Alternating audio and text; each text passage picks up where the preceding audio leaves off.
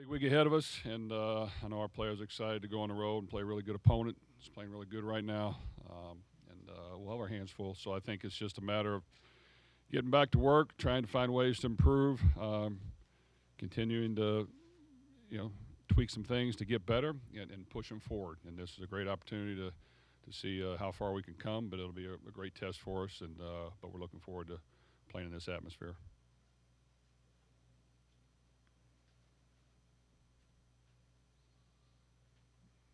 Back on Friday night when you were watching, there were so many key moments and big plays. But how big was the touchdown at the end of the half to get the guys for you all to be able to go in the locker room and be kind of calm, like, hey, we can do this. Well, obviously things weren't going our way in the first half, and a lot of shooting ourselves in the foot, a lot of key mistakes that hurt us. But we just kind of hung in there and found a way to get a score at the end. I thought we moved the ball at least a little bit and found a way to get a good drive together and score. Um, Start of the second half was okay. It wasn't great. It's not like we came out firing away, but they scored right away. But we were just able to respond. So I just think the toughness that our team had, the ability to just kind of hang in there and play to the end, came through for us in a pivotal game where we needed it to happen. Jeff, two questions. I guess first, what went into the decision to with Colin Lacey to redshirt him, and then how big was it to have people like Kataris and Chris step up when you need those playmakers there in the passing game? Well, with Colin, we support all the decisions that our players make that they think is best for them. Um, I was not in agreement with the decision. It was not best for our football team, but I understand where he's coming from, and we definitely want to do what's best for all of our players, and we'll do that um, because I do think we're not as good a team without him. But at the same time, we're going to support him, with whatever he wants us to help him with. When it came to other guys stepping up, we had to have other guys step up. Colin was a really good player for us, and he was just getting fully healthy. And so Amari came in and, made a couple of mistakes early, but played hard and played the entire game, found ways to make plays in the second half. Chris Hughes stepped in and made a couple of nice catches for us. So I just think that between the receiving room having some injuries and dealing with some blows, and the offensive line dealing with quite a few blows, and we had some more. We got to just continue to fight through that, and other guys got to be able to step up. Jeff, Where, sorry, are you? Oh, I'm Kent. Where do you rank? Where'd you rank that win as far as coming from behind? Didn't look like anything was going your way. Kind of like that Georgia Tech game last year. And how do you keep the guys in it in a game like that? And I guess you draw on your experience in those situations.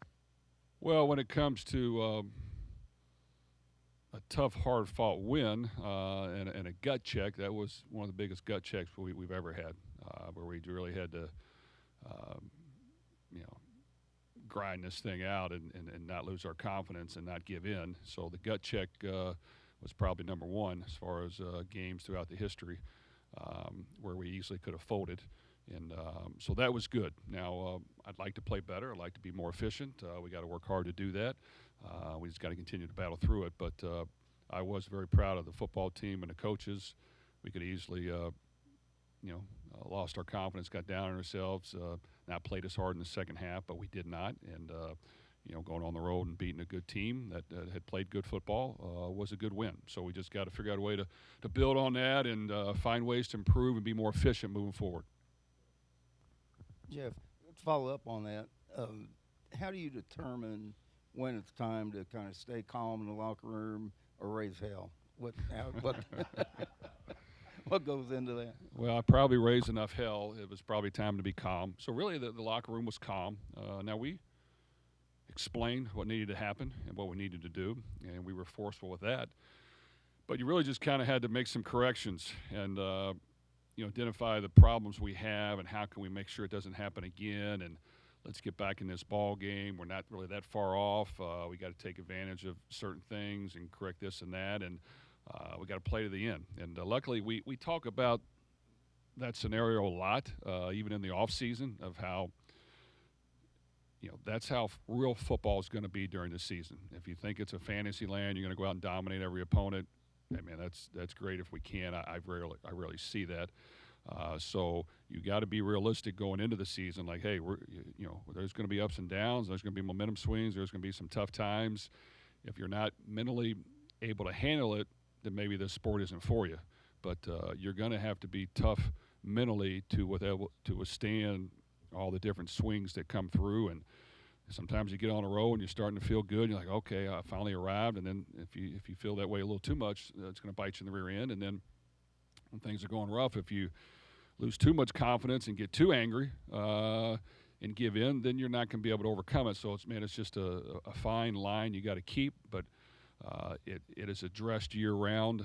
We try to be the mentally toughest team we can. Doesn't always work, but I think we've done a pretty good job of hanging in there through some adverse times, and we're going to have more as we move forward with a lot of new pieces, sometimes stepping in, and we've just got to figure out a way to be more efficient and to figure out a way to get some wins. When I looked at some of the computer formulas that were part of the old BCS formula, you guys are actually ranked in the top 25. Do you feel like there are one or two areas with the team that if you could improve upon, you guys would kind of go up a notch? Well, I think we've identified a lot of the issues we've had. We've tried to work on them. I'm not saying we've made a ton of progress, but we've made some, and we've got to continue to get better at it. So, summing it up quickly, once again, on defense, it's about getting calls in efficiently and quickly and making them as simple as we can, because we've seemed like we've busted more things this year than we've ever had when a lot of it's the same calls. So tweaking that to make it simpler, to make it more efficient, adjusting some of the calls to fit our personnel so that we can be aggressive and create some stops. Once again, we had a couple bust that created big plays in the last game that, oh man, you just can't do that. You rarely are you going to overcome the bust we had and the people that were that wide open. If you take away those couple plays, then we're playing some real football. So, okay, how can we fix that? And if sometimes it's things we've done for years, but you know what? It's not working. Maybe it's just a bit too complicated, and we got to simplify it. So we're working through that, and it seems like we're getting simpler and simpler as we go. But you still got to have a little bit of adjustments that you make to win. And on offense, really not turning it over and being good in short yardage situations is pivotal for us. And if we can fix that as well as we can, I think we can move the ball enough. But in order to win at a high level, man, those things have to be hitting on all cylinders, on offense, defense, and special teams. We've gained some edges on special teams at times. We were trying to time up what we had a key factor, a tendency that could help us block a kick, and they adjusted, and we jumped off sides. Now, I go back to Georgia Tech. We found that same thing, and we got a block kick for a touchdown. But we got to be able to rein that back and know that that's not working. What is the down and distance? Got to be smarter. So we got to make a few adjustments there that hurt us. So I just think all three segments have to be clicking in order to beat really good teams. We had some success doing that last year. This year it's been a little more of a struggle, but we got to find ways to fix it and make sure we're more efficient in all three segments. You got a lot of contributions from people that maybe fans didn't know, like Chris Hughes, but Karuski, and you also shuffled your O-line a lot, with guys that maybe aren't fully healthy. What's the message to your team during that? And then if I could follow up real quick on Colin Lacey, do you expect to welcome him back next year in 2025? Okay. On the first question, we have had quite a few injuries up front on the offensive line, and they continue to mount on. So we are, there's not a whole lot of guys that have played for us left. So we've got to keep these 5 or 6 guys healthy. So everyone is up, and they have to play. And there might be a few others that haven't played at all that may have to get in because we lost one more for this past game that has played a lot of football for us. So we just got to work through it. I think those guys work hard, don't get a lot of credit, and we're missing some guys. We got some other guys that are playing nicked up with severe injuries. So it's just kind of we have a little bad luck on that, but we got to work through it. I mean, I still expect them to play well. And the next guy up's got to get it done, and that's why you practice year round and you tell the young guys your time's going to come. I don't know when it is, but it's going to come. So we got to be ready.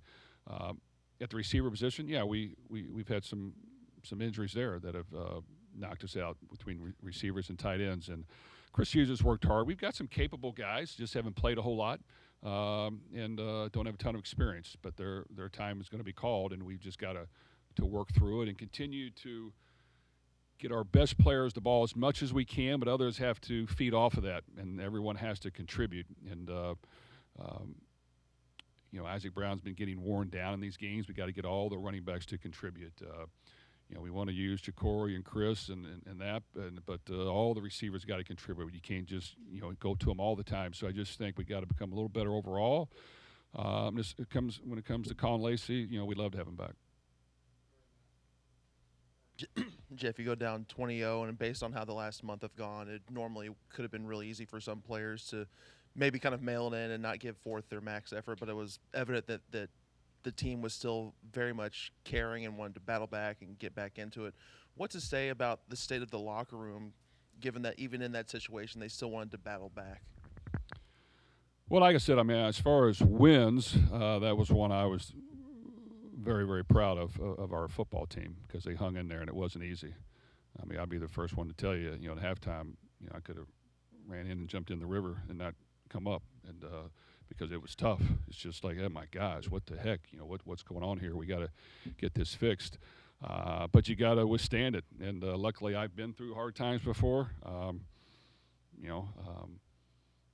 It's not very fun, but you can't dwell on it. You got to believe in what you're doing. You got to believe in the solutions you have, and you got to attempt to make them. And I just think that, like I said, we talk about this scenario quite a bit because I understand in the game of football at a competitive level, it's gonna happen a lot, probably way more so than people think. And you got to be mentally tough to withstand that. And I just think our team is mentally tough. And I'm not going to say they can't be broken down at some point, but they are mentally tough. They work hard. They want to win. It means something to them. We understand it's not going to be perfect, and our goal is to make it perfect, but it's not going to be. But we got to be more efficient, and we got to be cleaner in our play if we want to find ways to win. And that happens from me to our coaches down to our players. Everything has to be crisper, sharper, cleaner, and we've got to get these things addressed every week and continue to make improvements and not lose confidence when things aren't going quite our way. So, yes, I'm proud of our team, and they work really hard, and we will have our hands full this week and be tested to the max against a really, really hot team.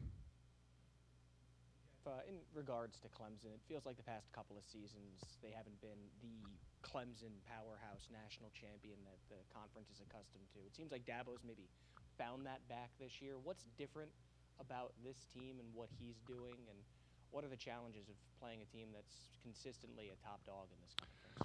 Well, I have a ton of respect for Coach Sweeney and his team. They've done a great job over the years. They've faced a little adversity the last couple of years, a little bit, because they're used to being dominant. But you know what? He is stuck with his plan.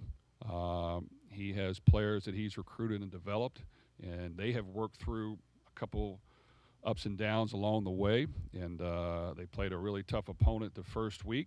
And really, it was a close game until the second half, and then just a few things didn't go their way. And guess what? They've fixed those. And for the next 6 games, they've been lights out. They've played really good football, and they're hitting on all cylinders, and they're good up front on defense. They're athletic at linebacker and in the secondary. On offense, the quarterback's now playing at a high level. They got good weapons around them. They got good balance, and they're really good at home. So I think he feels great about the direction his team is going. They have a chance to be as good as anybody, and we will have our hands full going and playing a team this hot on their home field. Jeff, first of all, have you ever been there to a game? I have not. You have not. What do you kind of the atmosphere and at night game? It's going to be big. Your guys have been through a lot of those, but is it any different when it's on the road? And then the second thing, just talk about Klubnik a little bit as their quarterback. It seems like every week, every quarterback is so good in this league. Well, I think the atmosphere will be what college football is all about, and I'm sure it'll be hopping, and they'll be ready to play. And it's good for our team to play in those atmospheres and environments. And we've been able to do it on our home field, but now we'll be able to go on the road just like at Notre Dame and play in a great atmosphere and a big-time game. And that's why you work year-round. I tell our guys, you work year-round for these moments. So let's try to take advantage of it. And let's have a great week of practice, lay it all out there, and go cut it loose come game time. Um, when it comes to Clemson's quarterback, you know what? He's continued to progress. Like every quarterback, he's had a couple little struggles along the way, which is good for quarterbacks, but he's over the hump now. I think he's thrown for 20 touchdowns, 3 picks. They've had over 500 yards of offense, 5 out of 6 games or something like that, or 6 out of 7. I'm not for sure. But he's playing at a high level, and they've kind of built the offense around him and what his strengths are, and right now it's clicking on all cylinders. So once again, we've got to stop a good quarterback, and we've got to find ways to do it better than what we've had, and we've got to find ways to limit big plays and make them earn it, and that'll be important that we try to do that. When they were really good, I mean, they had multiple NBA and NFL draft picks all across the defense, and they had superior quickness and athleticism. Do you see that from them when you watch them?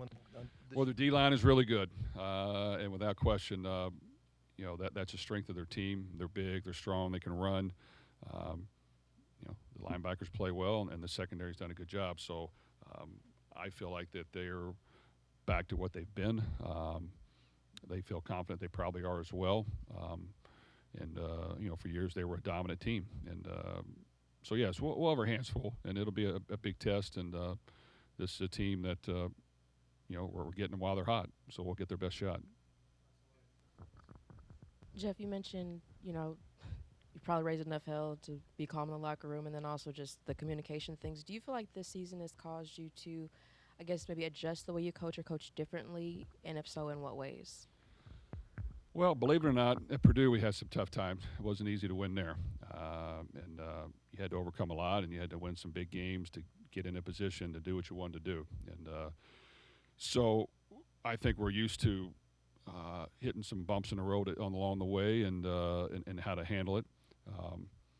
You know, we had some really good success for a while last year, and things were clicking there really for a while. That, man, we're really on a roll here, and then it kind of got us there at the end a little bit and caught up with us, and we thought we made some adjustments there and started the season a little better this year, but then now some other things have creeped in, and we just got to get them fixed.